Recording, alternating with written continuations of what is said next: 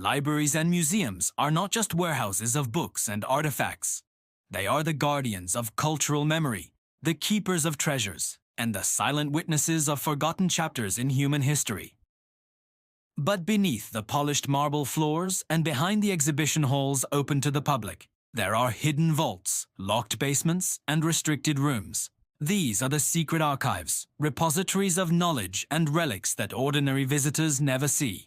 Some are closed for reasons of fragility and preservation, others for political or religious sensitivity, and a few perhaps because their contents could shatter long-held assumptions about our past.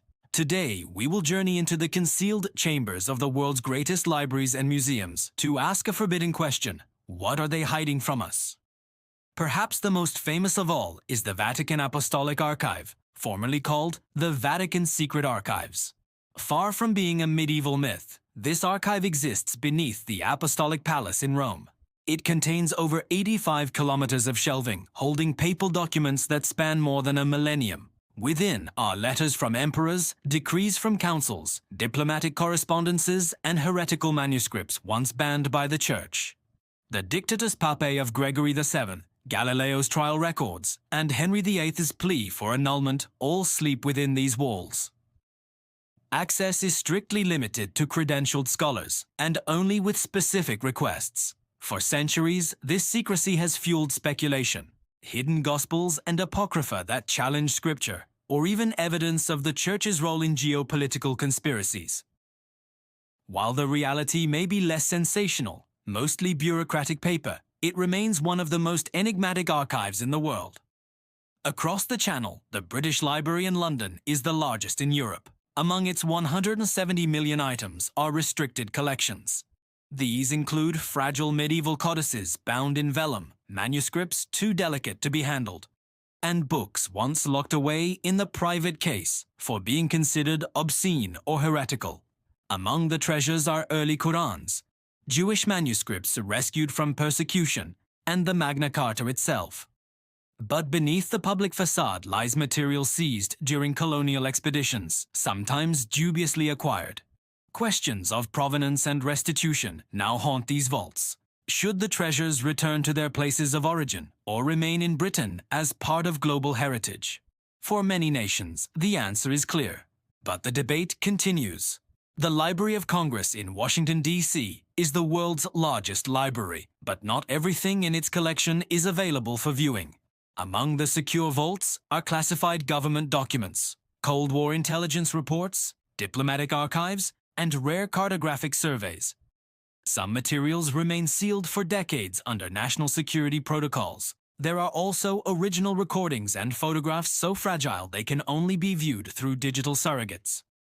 In whispers, some claim that secret archaeological reports may also be hidden here, or files on lost civilizations.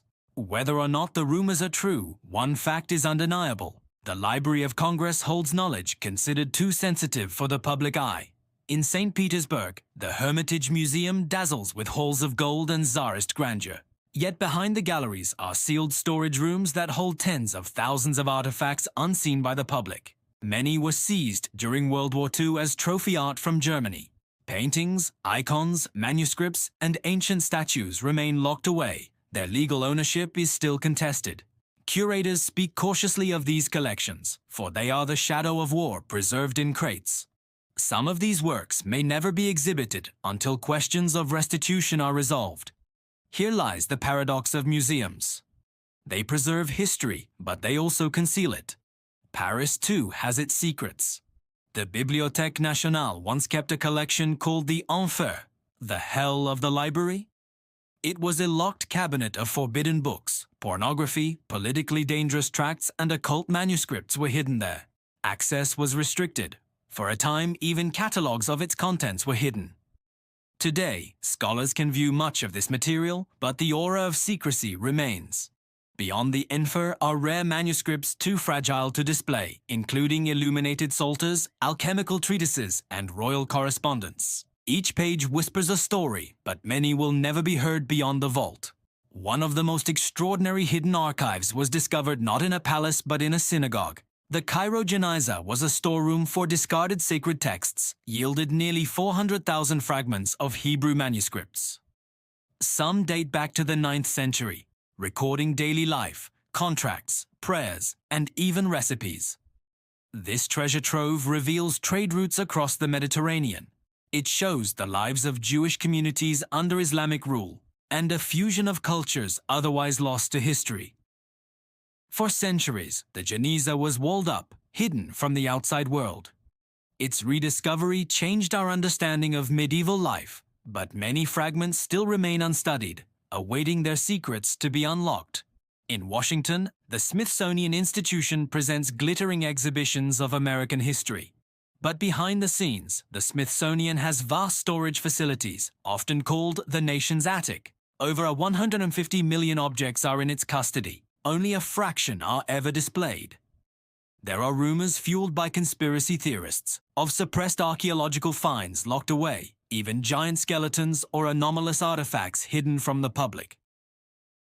While the institution strongly denies such claims, the truth is already astonishing. Countless fossils, indigenous artifacts, and rare cultural treasures are hidden from view, waiting for space, funding, or scholarship to bring them to light. The Louvre in Paris is the most visited museum in the world, yet only a fraction of its holdings appear in its galleries. Beneath its courtyards are underground storage rooms where crates of antiquities rest unseen. Some are works looted during Napoleon's campaigns, others seized during colonial expansion. Provenance questions have made curators cautious. To display them could ignite diplomatic tensions, so they remain in the shadows, their stories muted by politics. The Russian Federation controls vast state archives, some of which remain closed even today. Files on the last Romanovs remain partially classified. Early Bolshevik documents are sealed away, and Cold War intelligence remains hidden. Historians suspect sealed dossiers still exist on Katyn and Stalin's purges, as well as on secret agreements of World War II. Here, archives are not just about history, they are instruments of power. To control access to the past is to shape the narrative of the present. Beyond the great institutions, many nations maintain secret museums, rooms or collections not open to the public. Egypt, Turkey, China, and India all hold artifacts in restricted storage, either for security, preservation, or political sensitivity. These include unpublished papyri, imperial treasures, and relics deemed too dangerous for display. So what do national libraries and museums truly hide? In most cases, the answer is practical: fragile manuscripts, contested artifacts, classified files. Yet mystery persists because secrecy fuels imagination. Behind every locked vault lies the possibility of a revelation that could change how we see the past. Perhaps the true secret is this: history is never complete. There will always be hidden shelves, sealed boxes, and forgotten manuscripts waiting for the right eyes to rediscover them. And maybe one day the greatest secrets of civilization will step out of the archive into the light of history.